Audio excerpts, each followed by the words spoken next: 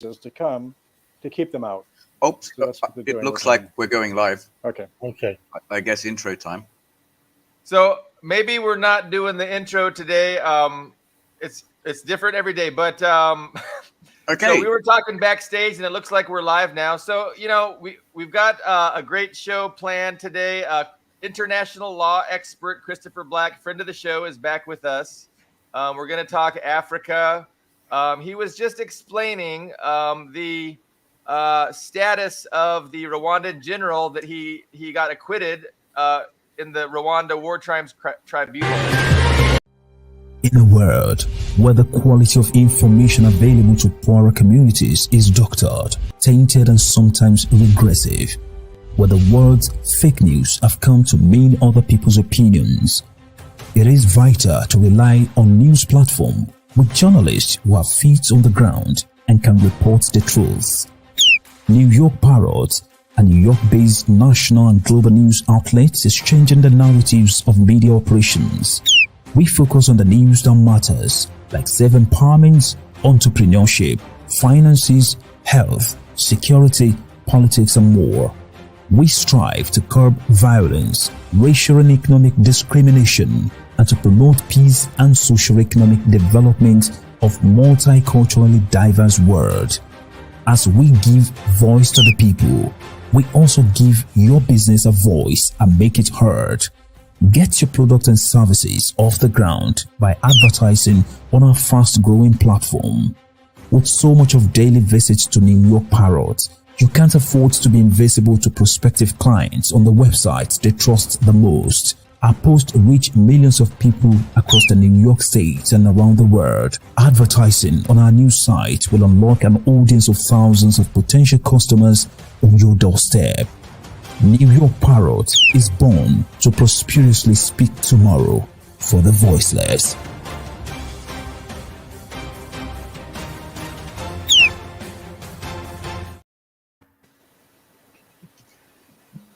All right. I guess welcome back to a second start of the show, Foreign Policy Review. And we were in the middle of kind of a sentence with our special guest, Christopher Black, friend of the show. Welcome back. Who has an intimate relation, not just with international law and the case in Yugoslavia, but with Africa, is what we were sort of touching on. I wonder if we can get back to that topic before we get to, Africa and the rest of it today.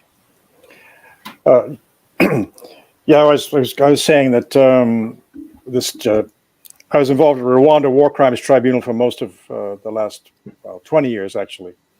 And the man I defended, who was the former Minister of Defense and the head of the National Police, General Ndindilimana, who was charged with multiple counts of genocide and crimes against humanity, was acquitted after many years because the charges were all fabricated.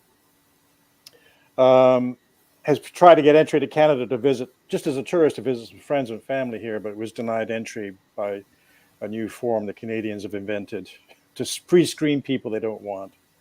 So this is how the world works. And I'm sure that the Americans and the Rwandan government has something to do with that.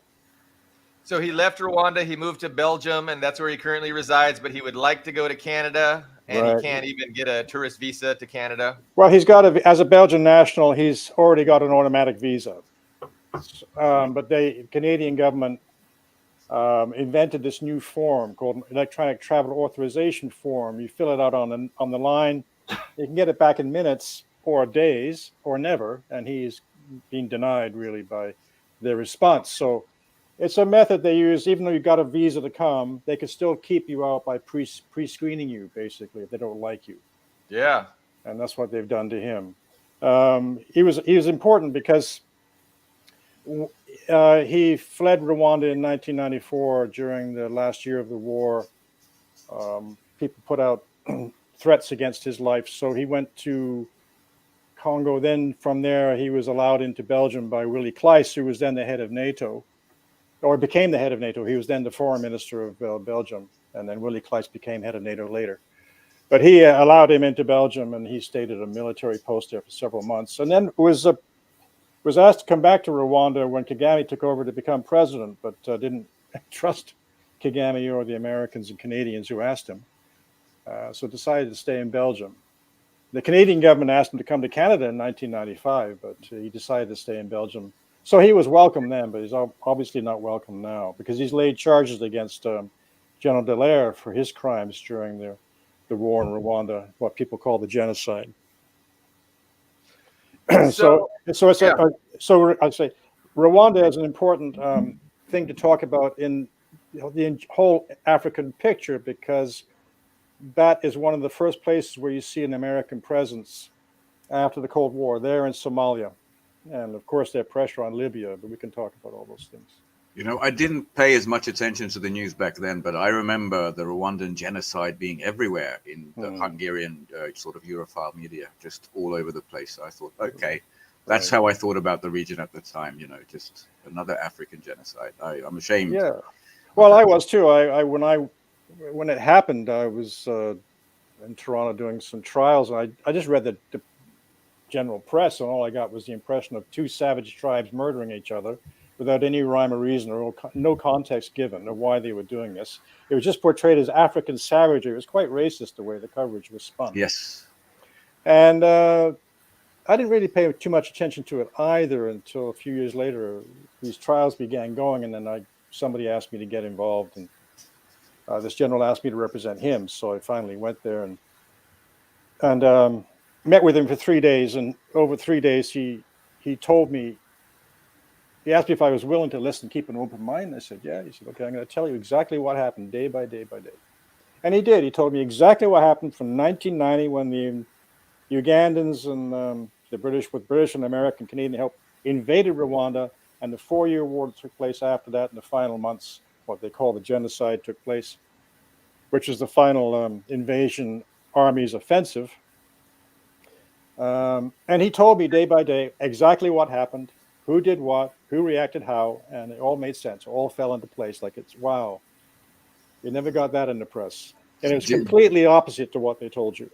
Do you know what I'd love to ask today, now that we've paid close attention to the actions taken in Niger and around, you know, Chad and the other places, what are the natural resources in Rwanda that were at stake? So they did this whole divide and conquer. I'm pretty sure there are substantial ones, aren't there?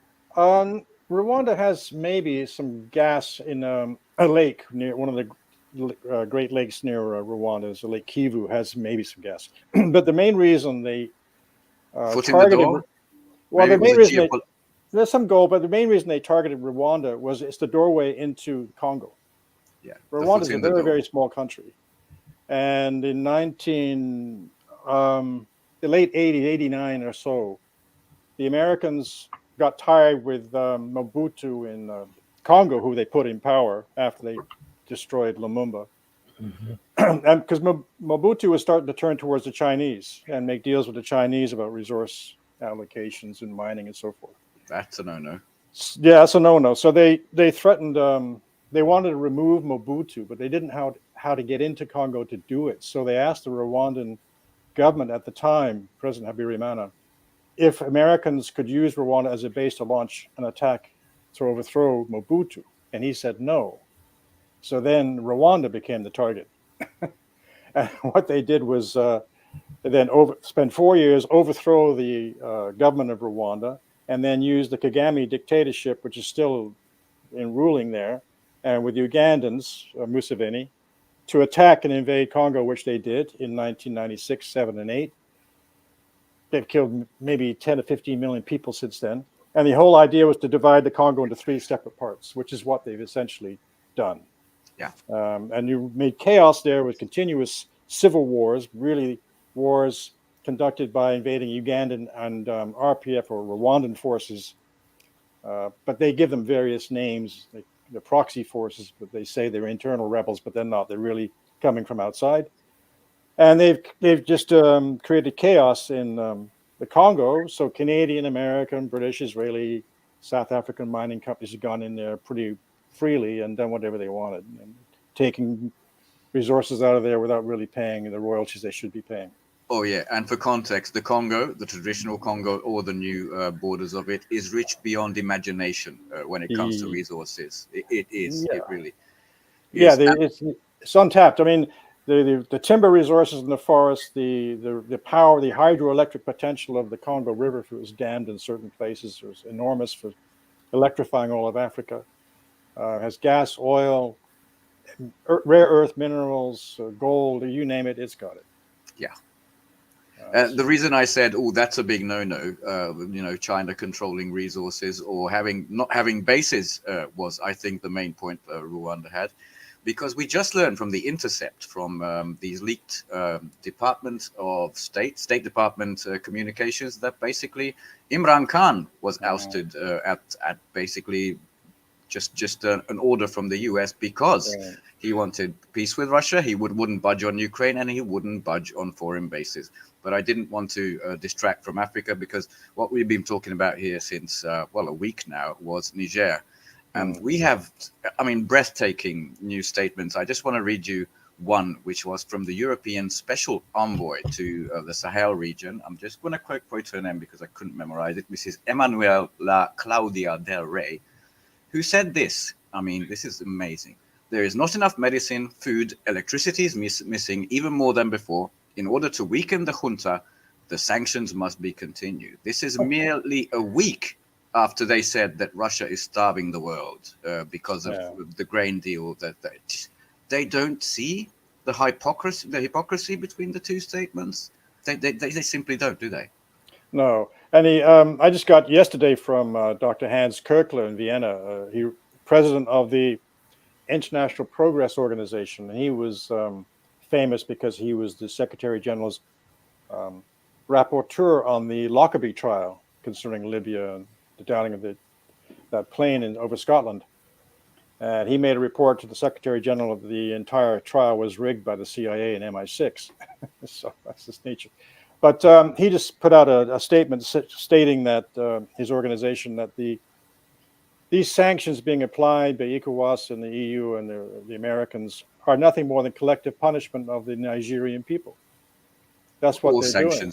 All sanctions are, and that's what they're doing. And he says a breach of international law, which it is, of the UN Charter, which it is, of the ECOWAS treaties and agreements that they have among themselves. It's a violation of their own obligations under their own agreements. And it's rank hypocrisy because, they're doing exactly what they accuse Russia of doing in Ukraine, trying to squeeze people to get their own way. There was another sort of far removed from reality statement. This was the spokesperson also of the Department of State, a gentleman called Matthew Miller, who said, it seems odd to me when a country is, what he says, suffering from attempted military takeover, his words, and the first thing you do is run to the store and buy a Russian flag. It just seems like an odd scenario to me. He just doesn't get it, does he? I don't think he does. Like NATO, Europe, they have suffered this boot for hundreds of years. They know it. They remember Libya. They remember Libya that most of Europe never actually experienced or watched on television. Sorry, Carlo, you want to? But he's trying to make a point, or a point is being made that he doesn't realize, and that is he's trying to imply that there's Russian influence here. And what I would ask is, what is Russia going to do about this situation? Russia, that they already have friendly relations with Mali. Wagner is loved in Mali. Burkina Faso, the president of Burkina Faso, is very high on Russia and China. You have access. You have access to those two countries to bring in all kinds of foodstuffs and supplies, and even start development programs that have been ignored. What is Russia going to do directly about it? That's what about the situation. That's what I would ask of Russia primarily. That does anybody have any insight into that? I can't find any. I have a response, but I think I want to hear from Christopher first. Oh, well, my understanding right now, as of today, the Russians have not supported the coup. They're playing it neutral. I have the same information. They prefer democratic solutions. The Chinese are playing the same way because they don't like internal coups and people can do it to them. On the other hand, they probably secretly welcome the shift. But there's rumors that there are Wagner forces in Niger. There are no, as far as I'm aware, there are no Wagner forces in Niger at all. And certainly none before the coup. None before the coup. Zero evidence. I'm not even sure there's maybe some in Mali. I don't, but there's none have entered Niger. I'm not sure they've been asked for. But yeah, but the popular support in the demonstrations is very interesting, of course, to watch that, to see the Russian flag being displayed, and there's obviously a big shift as the war in Ukraine takes place and the power of the EU fades, and the hegemony of the Americans is beginning to fade. These countries, which have been under the thumb of Western colonialists, have finally started to throw off the vestiges of that. And we see on the map, West Africa is mainly controlled by the French, some Spanish, Spanish Morocco and things like that. There's some vestiges of Spanish influence there, but mainly France, and not only direct military control since they left those colonies officially, but through the use of the CFA, the French franc, the colonial franc, colonial franc, which was they're forced to use, and they're forced to keep their gold reserves in France. The deals that they signed to arrange all this with puppet governments back in the past are strange, but that's the result. So France was controlling their entire economies, and they finally have felt strong enough to rebel against that. But whether France does something like they threatened to bomb Niger, I don't know. I mean, if the hypocrisy goes that far, I don't know. But I'll get back to your Russian question. What do you think, Carlo? Because okay. Go ahead, Ben. Go ahead. So I wanted to say that, because Wagner was not there, Russia did not embrace this coup. They were slightly embarrassed about it in diplomatic circles, from what I could tell. But what happened basically was the responses they were amazing, because this Department of State spokesperson, they tried to pin it on Russia. Look, Russia did this. It's Russian disinformation leading the coup. No. And what they did was they sent Vicky Nuland in there, who was booted out, didn't get to meet the previous president, didn't get to meet the new president, was forced to deal with the... Didn't bring cookies, Ben. If she would have brought cookies, didn't bring cookies. She was booted out, and immediately U.S. aid basically ceased. Right now, the UN aid has ceased to Uganda, which is a different story, doesn't it? And they just responded saying, keep your aid. We've received aid for 40 years, and there has been no fucking development. Sorry for talking about that, but we're talking in that way. But that's the beautiful thing about it. General Chiani has just created a new revolutionary government. They didn't bend, they didn't budge. I think ECOWAS, which I have a question about that for later, was supposed to lead. They were very gung-ho in the beginning to lead an intervention, an armed intervention, and they didn't. The Senate rebelled in Nigeria, different places. The people in Senegal rebelled, and basically it's not happening. So France, do it yourself if you want to do the dirty work, and it hasn't happened. So it seems to me that this is a stalemate, and Russia doesn't need to do anything. Just wait. But no, they can't. It's the bar for improving the situation for the people on the ground in Niger is so low that 10 to 15% have electricity. So this notion that Nigeria shutting off the electricity to Niger is almost a joke in that regard, but prices are soaring in Niger. I mean, for people who can't afford the basics already. So when this situation occurs, Russia and China, they have to be there. They just have to be there. I mean, if they want to garner the fruits of this, and especially China across the Sahel, which they've already initiated hundreds of Belt and Road initiatives. They've really got to be there for the people on the ground when they step up and essentially say yes to Russia and China. Yes, they have to be there to be their partners. They can't let them starve. They can't. Yeah. They've got to step up. That's my soapbox. That's the way. Didn't Russia already guarantee that they were gonna, send some free food aid?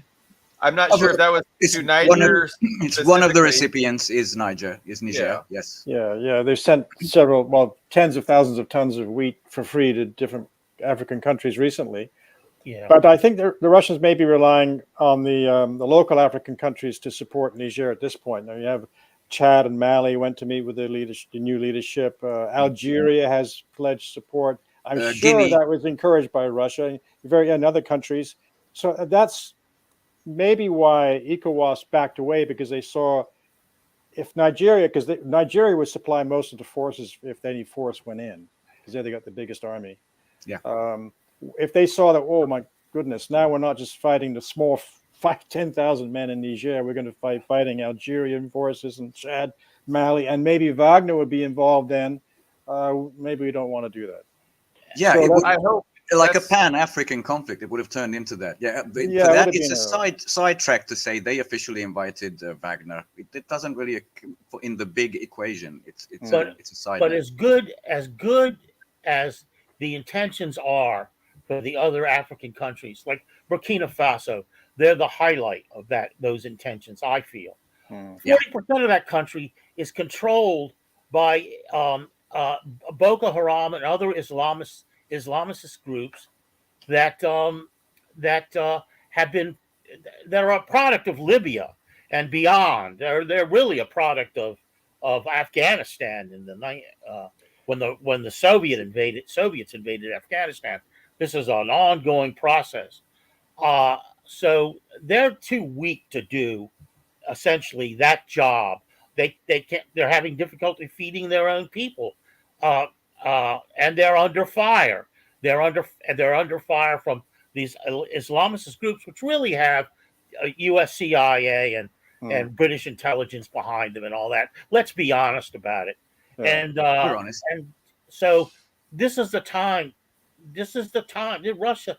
This is the linchpin. I feel Russia's got to step in, and the Chinese have got to play a role. And they've got it. And they've got to feed people. They just at the basic level, they've got to feed people. So Well, I haven't heard. They could do what the African countries cannot do. What Mali. I wasn't aware there was an economic fallout within Niger that was leading to impending starvation. I mean, obviously, the people have been perpetually impoverished, but I didn't realize that. I mean, it's news to me that prices have skyrocketed in the country and people are facing a dismal future that needs. Well, they already were. They were already Yeah. in the dismal future. Yeah. You know, it's like that scene in Full Metal Jacket. You know, if you do this, you'll be in a world of shit.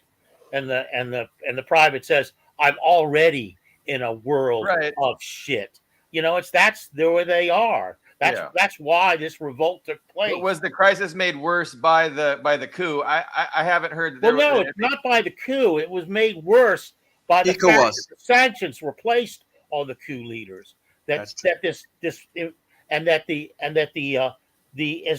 fundamentalists are now seen. You know, it's now seen as though a potential that they can go in and take big chunks of Africa because the governments there are too weak, and I'm talking about the Mali government and the Burkina Faso government and the Niger government.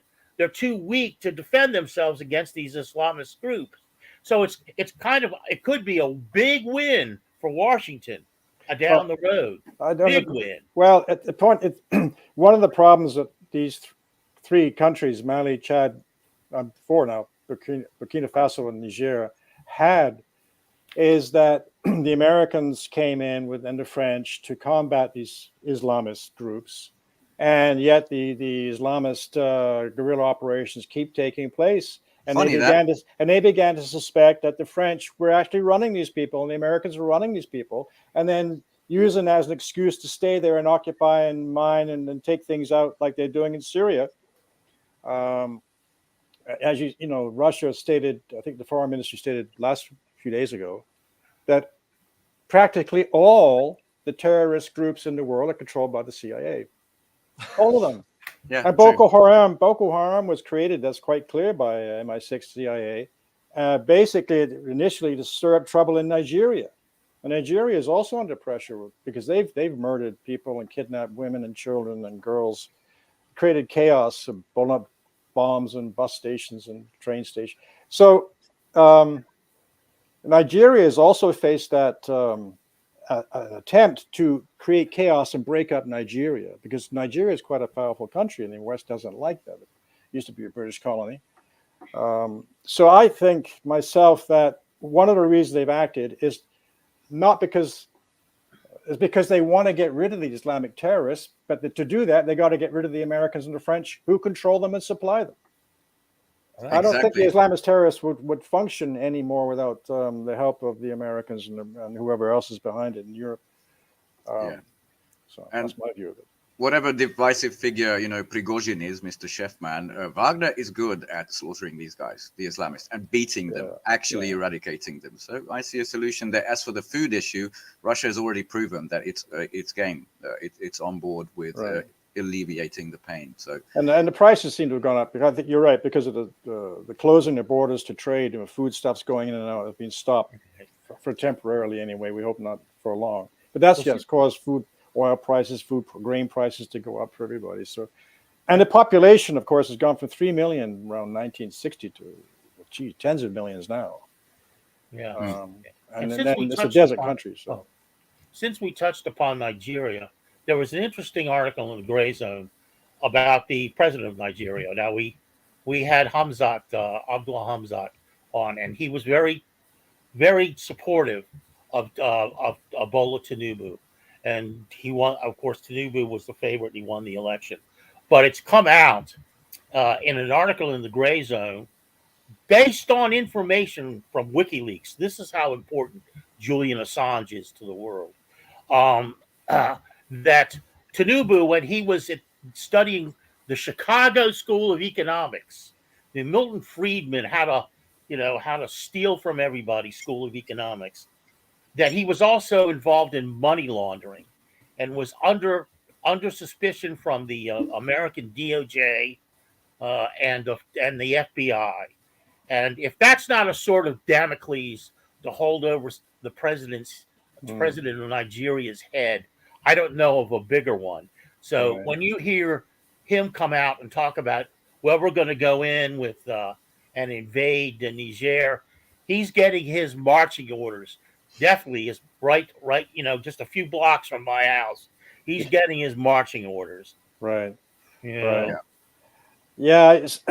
By the way, from watching a video from Dr. Gerald Horn, you might know him, Chris, by the way, he said that in African circles, he's being referred to as Ebola Tinubu. So he's very, very toxic among the population. Yeah. Well, many African leaders or the compradors put in place, by the way. Museveni is one of the worst, yet he was greeted and treated very well in Russia, but because Russia deals with states, they don't care who's the ruler. They deal with the practical people, same as the Chinese. They may not like them, but they shake their hand. And Museveni is one of the main British-American assets in Central Africa, the Great Lakes region. There are others, Tanzanians. I was at a meeting a few years back in Tanzania, and at the hotel I was at, I suddenly saw a whole, like 20 or 30 American officers arrive with some Tanzanian army officers. They're like colonels and captains and majors, lots of gold braid. And they had this big meeting in this room, and I thought, what the heck?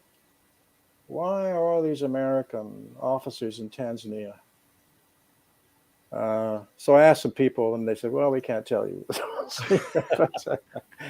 they're all over the place. Since they established Africa Command, AFRICOM, yeah. Then you got the signal, why is America's not involved in Africa? Why are they establishing military command for that continent? Well, then they weren't there yet, except in Somalia, that region. Well, then you began seeing bases being built here and here and here, just to counter the Chinese, and to control the resources of Africa, which they need. So they're going to reestablish another form of colonialism with American colonialism instead of French, British, and German and Portuguese, which were kicked out. I remember there are quite a few aid groups in Tanzania. When you meet them, they're Americans, and you talk to them, they're very closed. They won't tell you anything, but they pick children and they send to college in the States, and then they train them and send them back, and they become agents for them, and they start doing things against the interests of the people. We have that NGO layer here in Hungary too. Sorry to interrupt. Yeah, no. So it's a good time to take our half-hour break, I think, Chris, and then it's like 30 seconds, and we'll be right back. So if the producer wants to run us to break real quick, if not, we can continue. Do you know that there is a publishing company that wants to make life easier for you as a writer? This publishing company is called World Inkers Printing and Publishing. We publish in all different languages, and we're looking for writers of all genres, all formats. We're looking for scholars, ghostwriters, playwrights, poets, short fiction, novelists, you name it. We're looking for anybody who is interested in writing and the craft of writing to be in touch with us. You can reach us at info.worldinkers@gmail.com. With World Inkers Printing and Publishing, you do not require a lot of money to publish with us. Contact us today at info.worldinkers@gmail.com. Become a winner with other authors at World Inkers Printing and Publishing. Give us a shot. We will surely finish you. Okay, well, that was our commercial. There's some sound problems on my end. I'm not sure if everybody else heard that, but we're back. Chris, I want to touch on where you were going right before break, but I also wanted to kind of summarize, the basic thrust of what you were saying in the beginning about Rwanda, and how after the end of the Cold War, the United States, the West, really had a plan for global domination. Right. So that plan included the Balkanization of Yugoslavia and the takeover of Eastern Europe, and it also included the takeover of Africa. And there was this whole propaganda offensive put in place about this big, huge genocide in Rwanda. And that was the impetus and the justification for doing, what we've, for AFRICOM, really, and even perpetuating the whole right to protect policy about how we're a force for good, saving lives, etc. But I wanted to point out, because I learned this from you, that this whole genocide narrative of 800,000 Tutsis, that really is not something that can continue to be maintained if there's a census. So they still haven't had an actual census in Rwanda because that census was proved the hoax of this narrative. Is that accurate, or? Yeah, no, you got it. You learned your lesson well. You're very good. That's actually what happened. And if I can draw back a bit for a bigger perspective, one can see, so when the Soviet Union collapsed in 1991, then you see an immediate reaction by the American government into breaking up Yugoslavia, starting in 1990, 91, 92, 93, 94, and continuing to 99. At the same time, they go into Somalia, and then they help overthrow the Rwandan government in a 4-year war there between 1990 and 1994. So they move on 2 continents at the same time, Europe and Africa. And they're linked, I think, in my mind. That's why they have 2 tribunals linked, because they concern the same parties involved, the Americans and NATO. You can also see the war in Rwanda as a war by the United States against France and French control of Central Africa. Because the French have a lot of influence in Congo, Brazzaville, and other countries. And they had a lot of influence in Rwanda. But they were not involved in what the so-called genocide. Their forces were not there. And they only came in July 94 in the UN operation. But they were not involved. That's what the Kagame government claims. But the Americans succeeded in pushing the French out of Central Africa. And now the French are being pushed out of West Africa, the final control. One can almost see the hand of the United States in that, perhaps. I don't know. It's a bit murky. Maybe I've heard this. Yeah, maybe too deep there. But so you have this continuous war by the Americans through proxy conflicts to push the French out of Africa. and seem to be succeeding. I mean, remember the Americans screwed the French with the submarine deal. AUKUS, yes. AUKUS. So the French have never. So there's, And the let's French, not forget Nord Stream with the Germans. and the Germans with Nord Stream. Yeah. So the Guys, Americans I seem to be. don't like this idea that Victoria, fuck the EU Newland, would be mean to her European allies. I don't buy that for a second. No. Our friends and allies. But going back to the Rwanda picture, the important thing from there is that, yes, they've used that war, and the mantra that we in the West didn't do anything to stop the savagery in Rwanda. We should have done something. And as a result of that, they've then justified this fake doctrine they've invented called responsibility to protect, or humanitarian intervention, which doesn't exist in law. We don't have to obey the international law. If we feel we should go in to help people, we can do anything we want, and somehow that's justified. So that's what they've done. But that war, the Americans, most Americans realized that the American forces were involved in that war, especially the last few months, because American soldiers were seen at Kagame's headquarters in Rwanda 2 days before the presidential plane was shot down, and he was killed along with the Army Chief of Staff and everybody else. And then the invading forces, the RPF and Ugandan forces who were fighting inside Rwanda, launched their final offensive. It was a surprise attack. The government didn't know it was happening. And we've been told by their officers that they killed 2 million people in 12 weeks.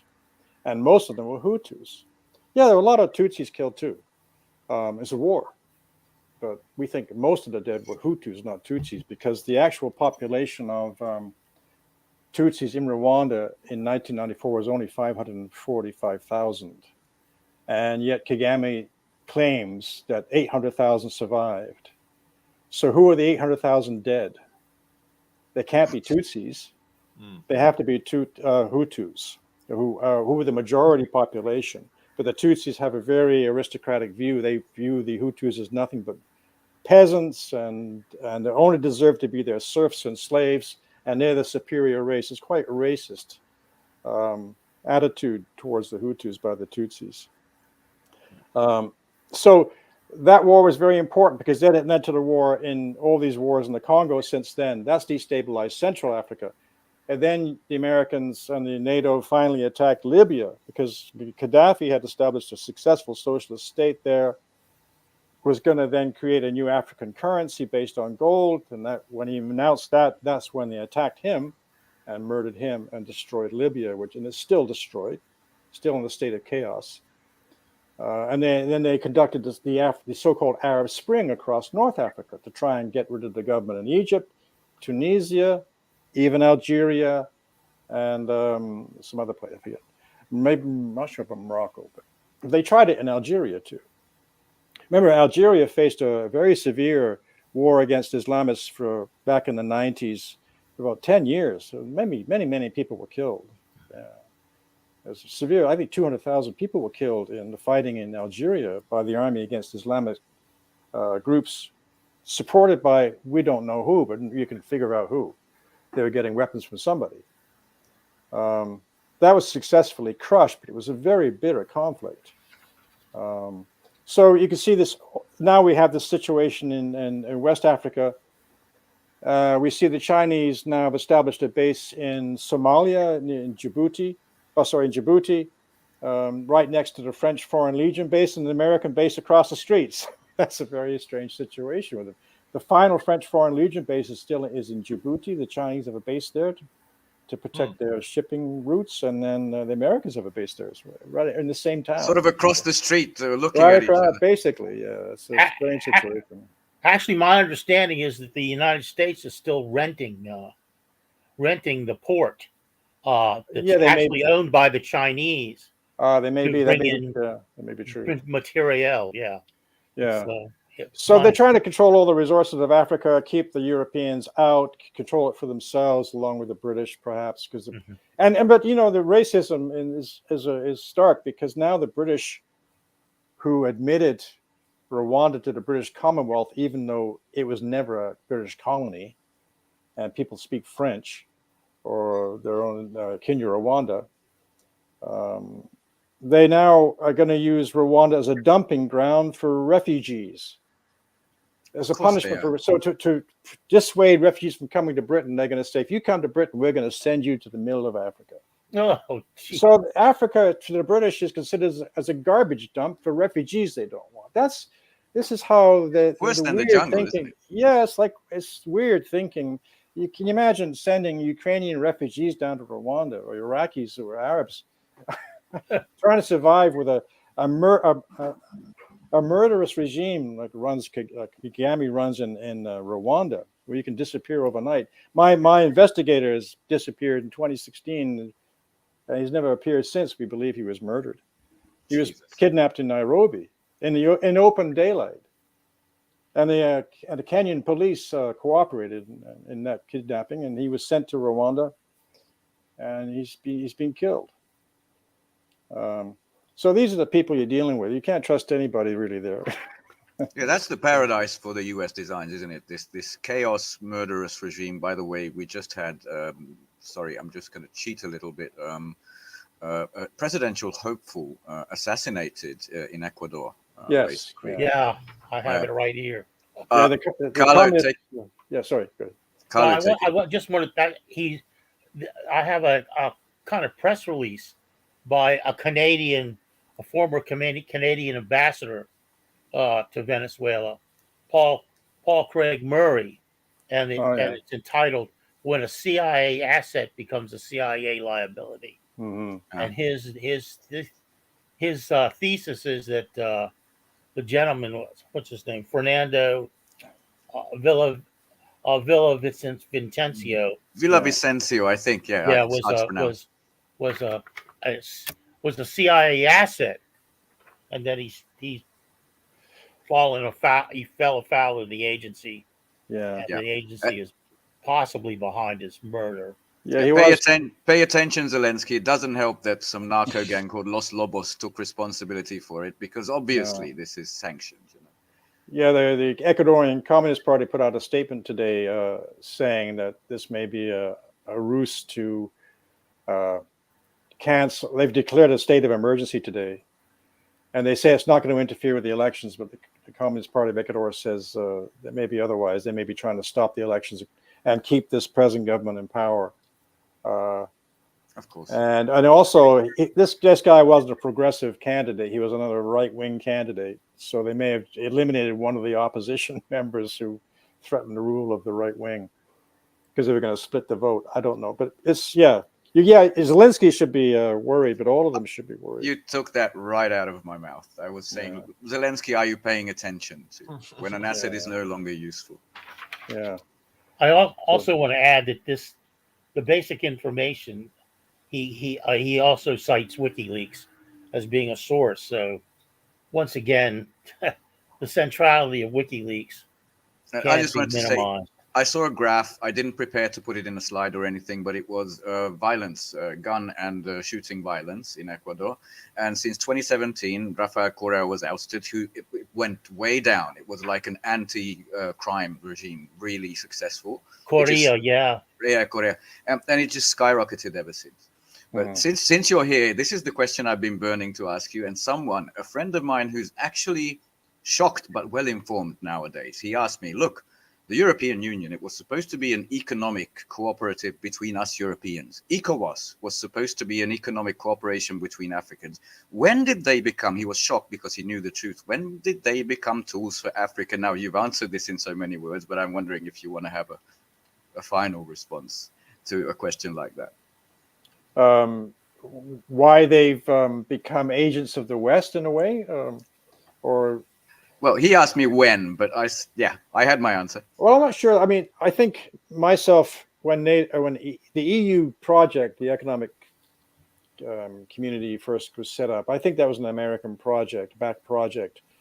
They hoped then to solidify control of Europe by solidifying the government of a unified government of Europe. They would then control that. It'd be easier to controlling individual countries. And the EU... quite clearly now, when 4 or 5, 6 years ago, when the French and the Germans began talking about establishing an independent foreign policy, and an independent European army. Yeah, Then they the talked and Americans, talked. yeah, they talked and talked, but it probably got to the American government, and we don't want to allow this to happen, because then then the Europe becomes a rival, maybe another rival, imperialist rival with us, with China. So now they've acted.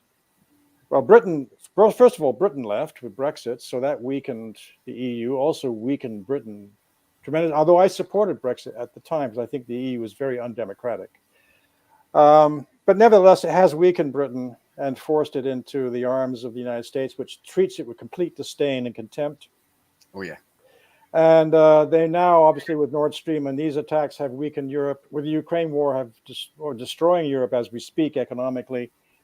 And ECOWAS, I do not know how much influence the Americans had on ECOWAS or the British or French, but I think that was an honest attempt by African countries to establish their own control over their own resources and economy. But these people often are trained in the West, in American, British, and French schools and universities, and they come back and they got lots of contacts in the West. It's quite easy to manipulate them. And I think that's what's been going on with them. And that's why they reacted. So, because I would think that most African countries would welcome a regime or a new regime which kicks out the European colonizers, not support the European colonizers or the Americans. I don't. Yeah. So that's a good question. How they actually physically or organizationally control these groups, these organizations. It's, well, my short and simplistic answer was from day one, by design. Obviously, now that the pressure is mounting, they need to consolidate control over both blocks, and Europe has become, except Hungary, thank goodness, has become basically a frenzied war party, the whole bloody thing. Yeah, and except in Germany, where the ADF is rising fast. I met, did I tell you, I met in Cuba several Germans, all from Eastern Germany, Leipzig, Dresden, and places like that. And they're all middle-aged people, all like me. From the DDR, then? Yeah, former told me they were members, all former high officials. All of them had posts quite high in the GDR Communist Party and apparatus. And they said, they all support the ADF. I said, well, the story here is that the ADF's a Nazi party. He said, oh, they laughed. They said, that's what they tell you to try and stop people from voting for them, but they're not. Every headline, yeah. So there were some right-wing people that proto-Nazis joined at the beginning because we're against NATO, blah, blah, blah, and nationalists. And that attracted some of the neo-Nazis, but they've basically been booted out. So most of the support comes from ex or former or present communists who don't like NATO, support Russia, don't like the war, don't like the immigration policies which bring in cheap labor, undercutting German labor.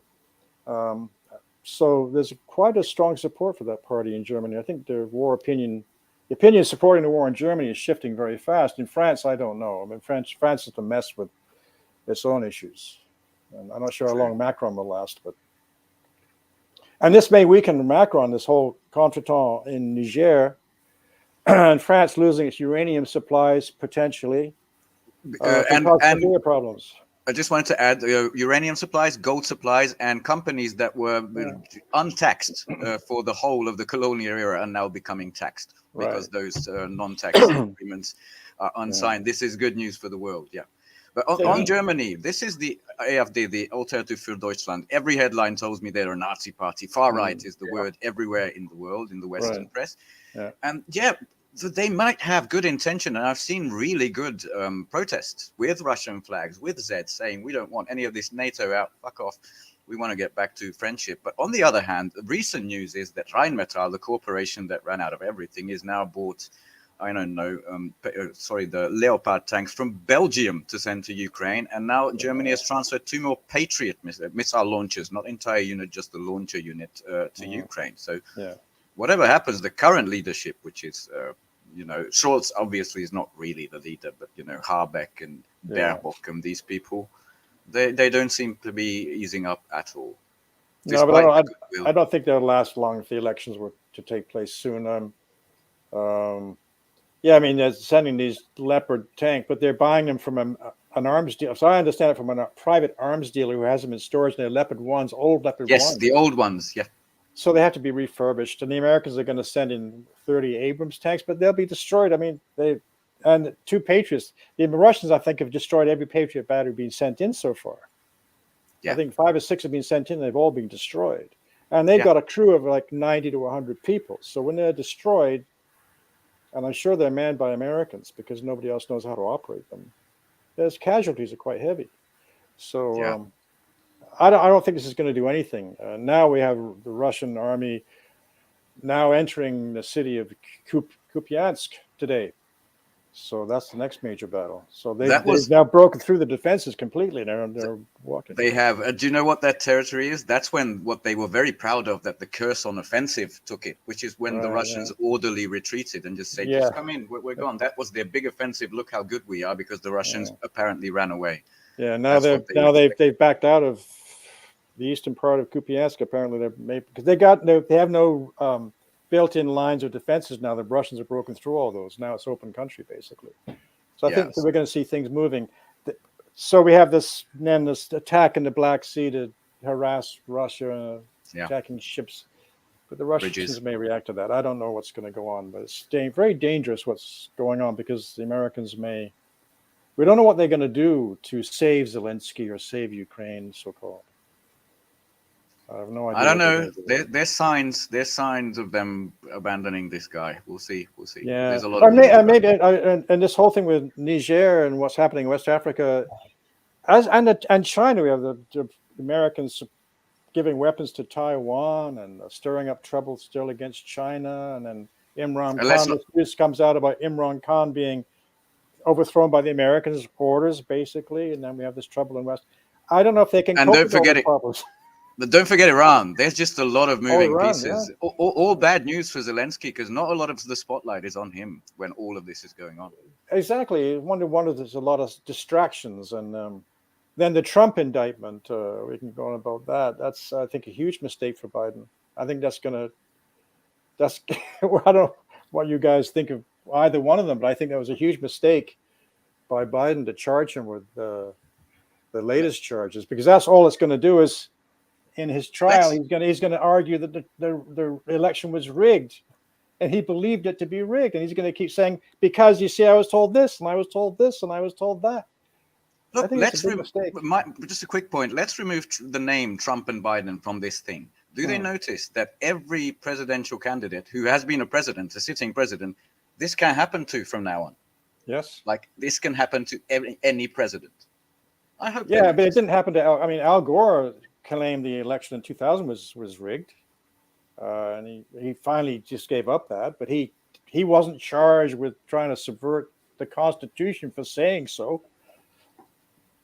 But now he willingly stood down. He did what the ruling establishment told him to do. Yeah, he is not following the script that he is supposed to be reading from, and he never has, and that's why they don't have any use for him. Right, exactly. But man, you just summarized a lot of stuff that's going on. I mean, those are all the things. It's almost too much to take. It's almost too much to take in to analyze what's going on. It's swirling around. It makes me feel I guess it makes everybody feel very nervous about what the potential for further conflict is. Yeah. I mean, because all these problems inside the United States and Europe, what way out is more war? I hope that's not the case, but. I'm in Hungary, which means I'm next to Poland. So that is my major worry in the world. But there's a lot of moving pieces. We are all pretty worried. But since you mentioned the US elections, I just want to put in this little quote, which was from a million-year-old Nancy Pelosi. Imagine this. If Trump were to be president, it would be a criminal enterprise in the White House. Can you imagine such a thing? I can't. Yeah. No problem. Just saying it, It's like they want to establish a one-party state. It is. And they're using Trump as the excuse. We can't have. I don't like Trump myself either. Right? I don't like any of these people. But from just from looking at democracy, you can't. If you're going to try and shut down the leading candidate of the opposition party, and whoever else was there in that party, you would try and do the same to them. You're trying to establish a one-party state. Yeah. It's eerie. I don't know why people can't see that. It's just Yeah. I mean, it's bizarre. kind of like it They're already locked is in a the- one-party state, but there's, the Republicans are on board. Most of the Republicans hate Trump too. Yeah. And so, Well, it shows you who's really in control in the back room is those. but they same can't say corporations. that because he's got the grassroots support. He's got the Yeah. voters that actually support him. And so all the establishment Republicans have to pretend to give him lip service and pretend they don't hate him. But they'd be more than happy with Biden getting another term before Trump. I'm just going to say to the so-called democratic socialists and the so-called lefties and the so-called progressives in America that Bernie fucking Sanders endorsed Biden already. Come on, just think. Yeah.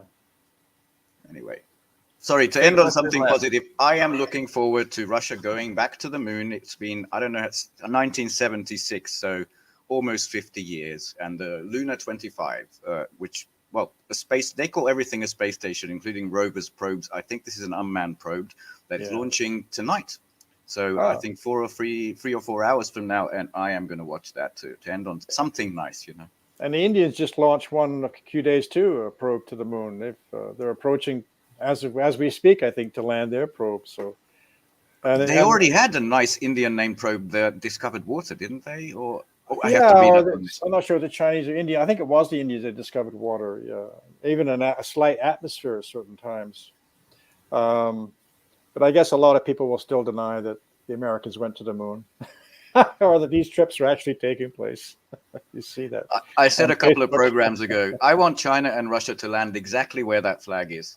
We would have final proof one way or the other. No questions anymore. Well, the Japanese, the Indians, and the Chinese orbiters have all taken photos of those landing sites. They published them. Okay. So good.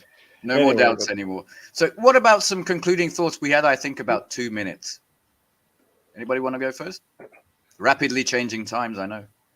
Well, I'll go first, and it's just back to Niger and Africa, and this being a natural born conspiracy theorist, because most of the conspiracies I believe that have historically panned out. This weakening of France after Macron made several statements and a trip to China relevant to Ukraine mm-hmm. has accelerated, and I would not put it by MI6 and the CIA to be behind some of the movement we've seen in the Sahel region in Africa now that runs counter to French interests. That's a good point. I think you might, and that may be why the Russians are hesitating to support this coup, because they're not sure exactly what motivated it at that point. Yeah. What's it really all about? You may be right there. Maybe we'll know one day. Maybe we never will. Time will tell. If we free Assange, we'll know. Yeah. We should get WikiLeaks back online to have steady access to what they don't want us to know. Well, I'm curious about Assange case, why he hasn't been extradited since the right. So it's the law under the treaty that if he's not extradited within 10 days after the final court decision approves it, which has happened, then he has the right to have it stopped, to block it. But I don't see his lawyers doing anything. But he has not been extradited within 10 days, so they cannot extradite him legally. But I don't see his lawyers holding. I never understood his legal team whatsoever. No, because they're all Soros-connected people. That's strange. Uh-oh. And they don't hold press conferences and say we're doing this and this is terrible. Because that's what I would be doing. I'd be on a whole press conference saying you can't do this and this and this and that. But no, I don't know why he's got these people. But anyway. No, that's a good point. I hadn't thought about that. Yeah, I can't stop being. Me neither, and I can't stop being ashamed. But George Soros is my countryman. Was. Well, we have look at my government. We have all these people. I'm Team Barbie.